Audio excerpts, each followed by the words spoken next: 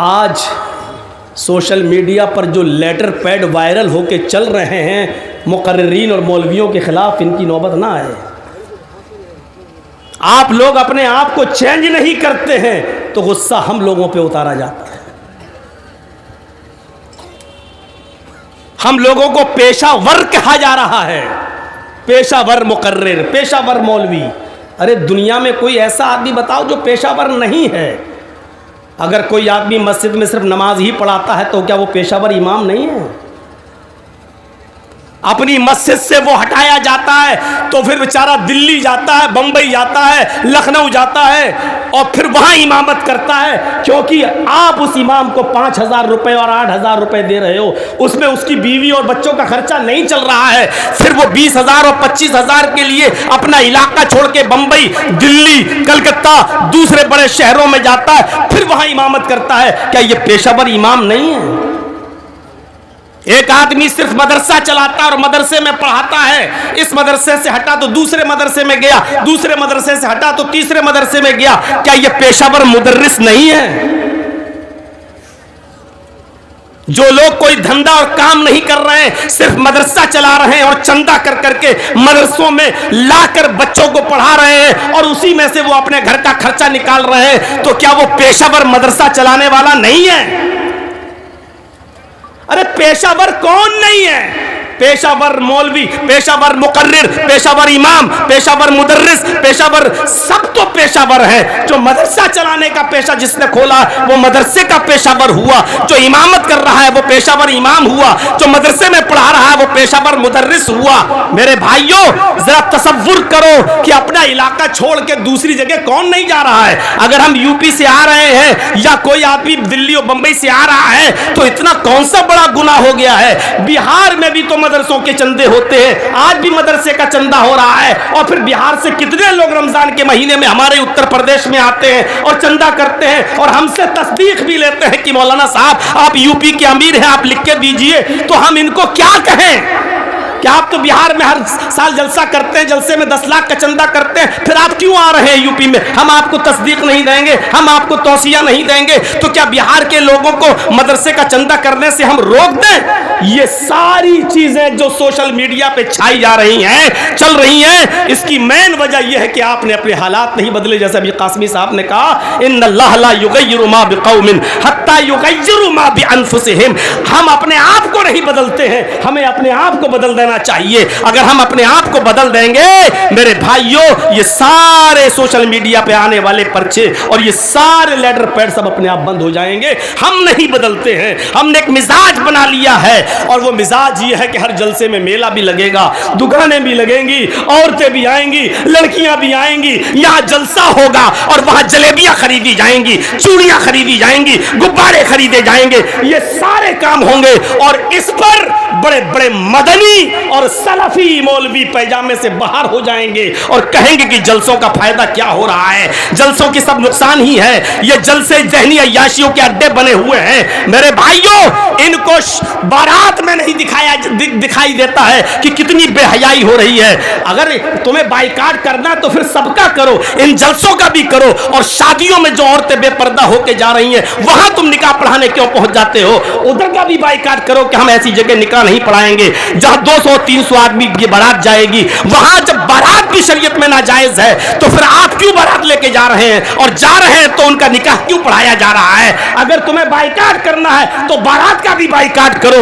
ये 200 और 300 आदमी जो चोर और डाकू बन के बारात में जाते हैं, ये मुल्ला, ये मौलवी, ये मदनी, ये सल्फी, ये आज़ारी, वहां तो सबसे पहले पहुंच जाएंगे और इनको सारी कमियां इन जलसों में नजर आती है।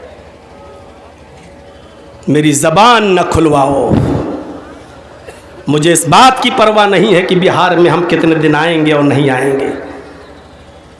ऐसा मौका न दो कि मैं ये भी कहने पर मजबूर हो जाऊं कि मदरसों के नाम पर, यतीमों और गरीबों के नाम पर कितना पैसा बाहर से लाया जाता है और कितना यतीमों और गरीबों पर खर्च किया जाता है और कितने से अपनी 50 बीघा और 100 बीघा ज़मीनों का इंतज़ाम कर लिया जाता है। मेरे भाइयों, हमारी ज़बान न खुलवाओ। मगरबी यूपी का अमीर हूँ, अच्छी तरीके से जानता हूँ कितना पैसा कहाँ लगता है। बिहार और बंगाल में सैलाब और बाढ़ की शक्ल में कितनी मदद होती है और कितना सैलाब और बाढ़ में दिया जाता है और कितना अपने पास रख लिया जाता है, हमारी ज़बानें न खुलवाई जाएं। मेरे प्यारे साथियों, ये सारी चीज़ें हमें अच्छी तरीके से मालूम है। हमें इस बात का डर नहीं कि कल के जलसे पर क्या होगा। अर्ज़ुल्लाहि वासिअ, अल्लाह की ज़मीन बहुत बड़ी है।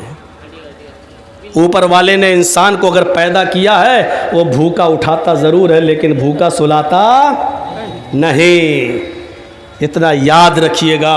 अल्लाह रब्बुल आलमीन हमें अपने आप को चेंज करने की तौफीक अता फ़रमाए और कुरान और हदीस के मुताबिक हमें अपने आप को थोड़ा बदल कर कुरान और हदीस पर चलने की तौफीक अता फ़रमाए।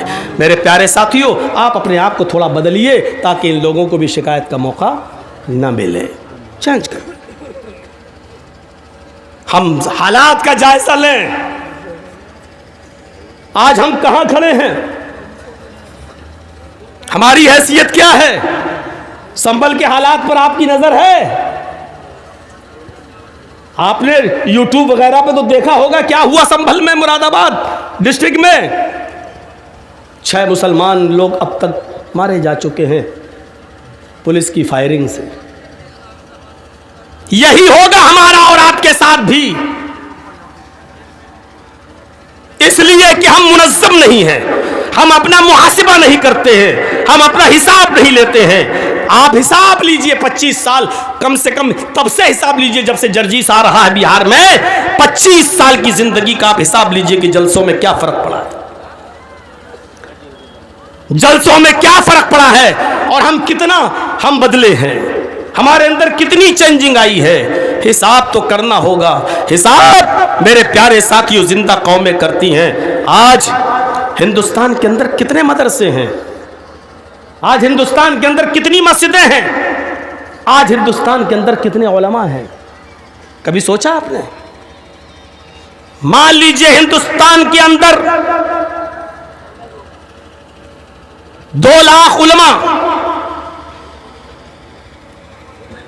3 लाख मस्जिदें, 3 लाख या 1 लाख मदरसे,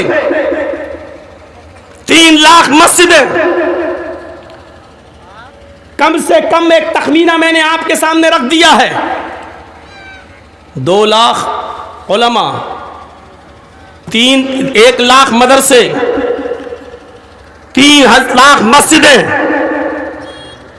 एक तखमीना, एक अंदाजा, इससे ज्यादा ही है, ये मैंने कम से कम बताया है। और इसके बाद हमारी मस्जिदों में नमाजी कितने? सिर्फ 2%। जुमे में देख लो तो 5%। ये 95% मुसलमान कहां है? ईद और बकरा ईद में 10%। ये 90% मुसलमान कहां है? हिसाब तो करना पड़ेगा अपने समाज का, हिसाब तो करना पड़ेगा अपने आप का, हिसाब तो लेना पड़ेगा आपको। हिसाब तो हजरत उमर को भी देना पड़ा था। जब मिंबर पर खड़े हुए, उसी दिन नया कुर्ता पहने हुए थे, जैसे ही खुतबा देने के लिए खड़े हुए, एक नौजवान खड़ा हो गया और खड़ा होकर कहने लगा, उमर खुतबा नहीं देने दूंगा, पहले इस बात का जवाब दो, ये नई कमीज, ये नया कुर्ता तुम्हारे पास कहां से आया? हजरत उमर ने कहा कि इसका जवाब मैं नहीं दूंगा, मेरा बेटा देगा। बैठ गए। आए मेरे बेटे, कसम है मुझे अपने रब की इज्जत और जलाल की, जब तक इसको सफाई पेश नहीं कर दोगे तब तक मैं खुतबा नहीं दूंगा। उमर फारूक का बेटा उठा और कहता है, आए नौजवान, बैतुल माल में जो चादरें आई थी सबके हिस्से में एक एक चादर आई। मेरे बाप ने एक चादर जो उनको मिली थी उसी की कमीज, उसी का कुर्ता बना लिया और पहनकर आ गए। वो नौजवान कहने लगा, आए उमर के बेटे, एक एक चादर तो सबको मिली थी, मुझे भी मिली थी। मैंने जब टेलर के पास जाकर अपना नाप दिया तो उस चादर में मेरी कमीज तो बनी नहीं, मेरा कुर्ता तो बना नहीं। उमर तो हमसे ज्यादा मोटे ताजे और लंबे चौड़े हैं, फिर इनकी कमीज कैसे बन गई? बेटा जवाब देते हुए कहता कि तुम्हारा सवाल सही है, लेकिन तुम्हें मालूम नहीं, एक एक चादर जो बैतुल माल से सबको मिली थी, मेरे बाप को भी मिली, और एक चादर मुझे भी मिली थी बैतुल माल से, एक चादर मुझे भी मिली थी बैतुल माल से, इसलिए मैंने अपनी चादर भी अपने बाप को दे दी। मेरे बाप ने अपनी और मेरी दोनों चादरें मिलाकर कमीज बना ली। भाई बेटा तो अपने बाप को दे सकता है, मैंने अपनी चादर दे दी। हजरत उमर फारूक रज़ियल्लाहु ताला अन्हु से सवाल करने वाला वो नौजवान उठता है और कहने लगता है, अमीरुल मोमिनीन मैं राजी हो गया, अमीरुल मोमिनीन मैं खुश हो गया आपके जवाब से, अब आप खुतबा दीजिए, मैं मुतमईन हूँ। हजरत उमर ने उस मस्जिद के मिंबर पर खड़े होकर ये दुआ की थी कि अल्लाह ऐसे नौजवानों की जिंदगी में बरकत देना, जब तक ऐसे नौजवान रहे हाकिम वक्त कभी भी बेईमानी नहीं कर सकता है, कभी भी अमानत में खयानत नहीं कर सकता है। हिसाब तो देना होगा, हिसाब तो देना होगा, जर्जीस को भी देना होगा, जिम्मेदारों को भी देना होगा। आप अगर मदरसा चलाते हैं तो आपको भी देना होगा। जर्जीस अपने घर का जिम्मेदार है तो जर्जीस को भी हिसाब देना होगा। जर्जीस अगर मगरबी यूपी का अमीर है तो हमें मगरबी यूपी का हिसाब देना होगा। अगर आप बिहार के जिम्मेदार हैं तो आपको बिहार का भी हिसाब देना होगा। हिसाब जिंदा कौमें लिया करती हैं, हिसाब मेरे भाइयों मुर्दों से नहीं लिया जाता है, जिंदों से लिया जाता है। और हाँ, बुरे चीजें और बुरे काम देखो तो गुस्सा भी आना चाहिए। मैं ये नहीं कहूंगा कि आपको गुस्सा नहीं आना चाहिए, मैं आपके गुस्से को रोकूंगा नहीं, गुस्सा भी जिंदों को आता है, मुर्दों को नहीं। लेकिन गुस्सा मेरे भाइयों इस बात पर नहीं आना चाहिए, गुस्सा आए तो इस बात पर आए कि आपकी बेटी अकेली घर से बालिग होने के बाद बेपर्दगी के साथ गई, 2 घंटे के बाद आई तो ये 2 घंटे तक कहाँ थी। आपको गुस्सा आए तो इस बात पे आना चाहिए, आपको गुस्सा आए तो इस बात पे आना चाहिए कि आपका बेटा रात के 12 बजे रोजाना घर क्यों आता है। आपको गुस्सा आए तो इस बात पे आना चाहिए कि फजर की नमाज आपकी बीवी ने और आपके बेटों ने क्यों नहीं पढ़ी है। आपको गुस्सा आना चाहिए तो इस बात पे आना चाहिए कि मेरे बेटे के मुंह से शराब की बदबू क्यों आ रही है, मेरा बेटा जुआ खेलता हुआ पकड़ा गया क्यों। आपको गुस्सा आना चाहिए तो इस बात पे आना चाहिए। आप गुस्सा किसी और चीज का किसी और चीज पर उतार रहे हैं। मेरे भाइयों गुस्से को पालो और गुस्से को परवान चढ़ाओ, लेकिन गुस्सा उन पर आना चाहिए जो अभी मैंने बताया है। ऐसा ना हो कि बीवी से लड़ाई हो और गुस्सा मौलाना जर्जीस जलसे वालों पे उतारो। ऐसा ना हो कि अभी फोन पे बात करते हुए जर्जीस साहब ने बीवी से तलाई हो गई, अब गुस्से में हैं, अब मूड खराब है और कुर्सी पे बैठ के बीवी का गुस्सा हम आपके ऊपर उतारते हैं। ये गुस्से का उतारने का गलत तरीका है। गुस्सा उतारिए लेकिन अपनी बीवी से कहिए कि आए मेरी बीवी, खाना मैं देता हूं, पानी मैं देता हूं, जिम्मेदार मैं हूं, बताओ जरूरत क्या पड़ी तुम्हें घर से अपनी मर्जी मेरी मर्जी के बगैर बाहर निकलने की, तुम क्यों गई हो।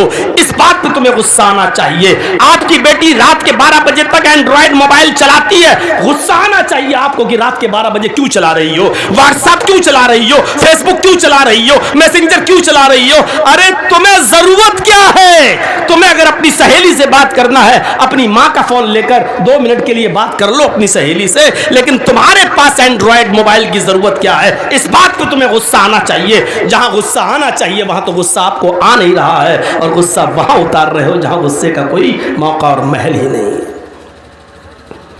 हिसाब तो देना होगा।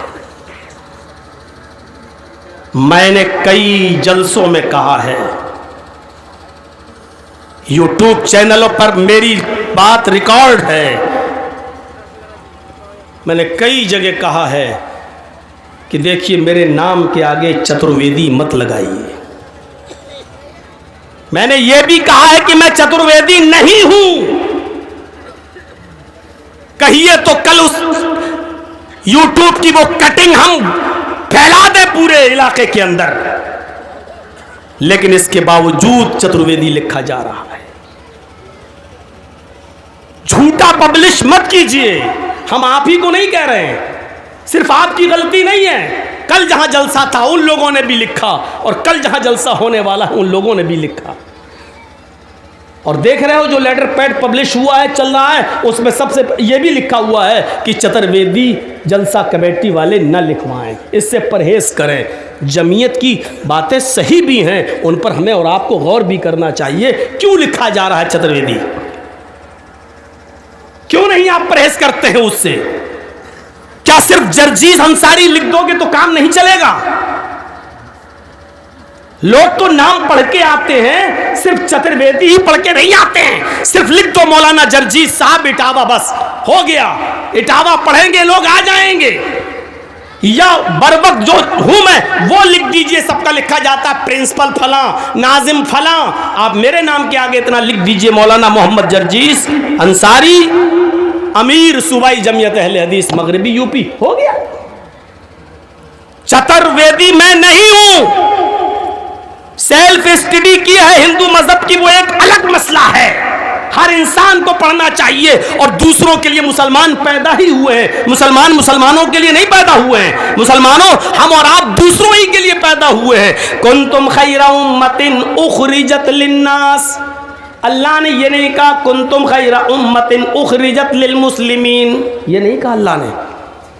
कुंतुम खैरा उम्मतिन, तुम बेहतरीन उम्मत हो। क्यों? उखरिजत लिन्नास, इसलिए कि तुम्हें दूसरे लोगों के लिए पैदा किया गया है। तअमुरूना बिल मारूफ, तुम दूसरों को नेकियों का हुक्म देते हो। व तनहौना अनिल मुनकर, और उनको तुम बुराइयों से रोकते हो। आज मौलाना जर्जीज तुम्हें समझा रहा है। ये जर्जीज हिंदू, ईसाई, क्रिश्चियन और सिखों को समझाने के लिए पैदा हुआ था। और सिर्फ जर्जीज ही नहीं, आप भी गैरों के लिए पैदा हुए थे। लेकिन अफसोस ये है कि आज मौलाना जर्जीज को अपने भाइयों से कहना पड़ रहा है कि नमाज पढ़ो। कितनी शर्म की बात है ये। हर आदमी को सोचना चाहिए, जो यहाँ बैठे हैं, हम आपसे ये कहें नमाज पढ़ो, जिससे कहा जा रहा हो नमाज पढ़ो, उसको सोचना चाहिए कि हम इस हद तक गिर चुके हैं कि हम अपने आप को मुसलमान कहते हैं, और हमसे ये कहा जाए नमाज पढ़ो। क्या वो आदमी मुसलमान हो सकता है जो नमाज न पढ़े? यानी आज हम कितने गिर गए हैं कि आज हम ये मुसलमानों से कहना पड़ रहा है नमाज पढ़ो। मुसलमानों को खुद सोचना चाहिए कि हम इस हद तक गिर गए कि हमसे ये कहा जाए नमाज पढ़ो। अरे इस्लाम कबूल करने के बाद उसके ऊपर सबसे पहला फरीजा यही होता है कि वो नमाज कायम करे। आज उससे कहा जा रहा है कि नमाज पढ़ो। यही बात तो कह रहे थे मदनी साहब, इरशाद साहब, कितना बड़ा अलमिया है कि आज हम नमाज नहीं पढ़ते। कितना खर्चा करके आपने जलसा किया,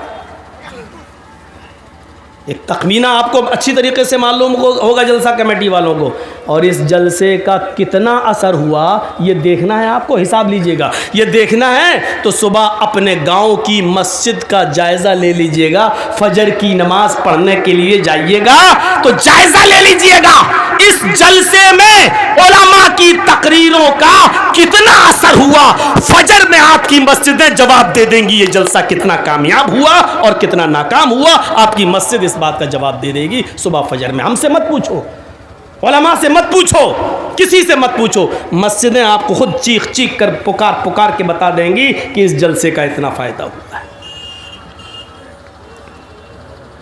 मुहासिबा कीजिए अपना। हजरत उमर फारूक रजी अल्लाह ताला अन्हु को जब नेजा मार दिया गया, मुअत्ता इमाम मालिक पढ़िए, जब नेजा निकाला गया तो पेट फट गया उनका, खून बहने लगा और इसी हालत में वो गशी आ गई और बेहोश होकर गिर गए। जब होश आया तो उनको घर पे लाया गया। किसी ने बताया कि आपकी नमाज अदा नहीं हुई, आप पहली रकात में थे कि नेजा मारा गया और आप बेहोश हो गए, पेट फट गया। उनको जो खिलाया जा रहा था मुंह से, पेट से वो बाहर निकलने लगा, जो पिलाया जा रहा था मुंह से वो पेट से बाहर, शहद पिलाया गया पेट से बाहर, जो खिलाया जा रहा पेट से बाहर, पानी पिलाया जा रहा है, दूध पिलाया जा रहा है, लेकिन वो पेट से बाहर आ जाता है। इस हाल में भी उन्होंने नमाज अदा की। पूछने वालों ने पूछा, अमीरुल मोमिनीन आपने तो इस हाल में भी खड़े होकर नमाज पढ़ ली है, पेट आपका फट चुका है, आपका पेट फटा है, आपके खून, आपके पेट से खून बह रहा है, जो खिलाया जाता है वो पेट से निकल जाता है, इस हाल में भी आपने नमाज अदा कर ली। अगर आपके बाद किसी की ये कंडीशन हो जाए, खून बहने लगे, पेट फट जाए, आते बाहर आ जाएं, इस हाल में अगर वो नमाज छोड़ दे तो उसके बारे में क्या हुक्म है?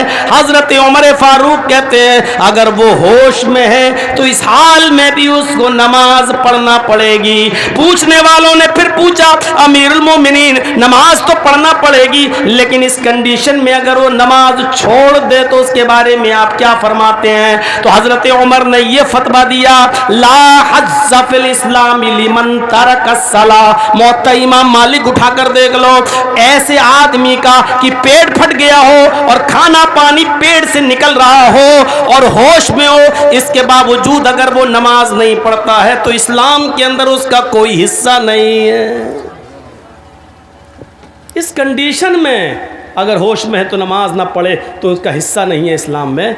अब आप अंदाज़ा लगा सकते हैं। जर्जी साहब बहुत अच्छा बोले, बाहर जाके चाय की दुकान पे ये बातें कर लेना, क्या तकरीर करी, बातें कर लेना, सब कुछ सही, लेकिन फजर की नमाज में अगर मस्जिद में नहीं आए तो समझ लो कि आपने किसी आलिम की बात ही नहीं मानी, आपने ये जलसे में सवाब हासिल नहीं किया है, आपने सिर्फ अपनी आंखें फोड़ी और अपनी रात बर्बाद की है।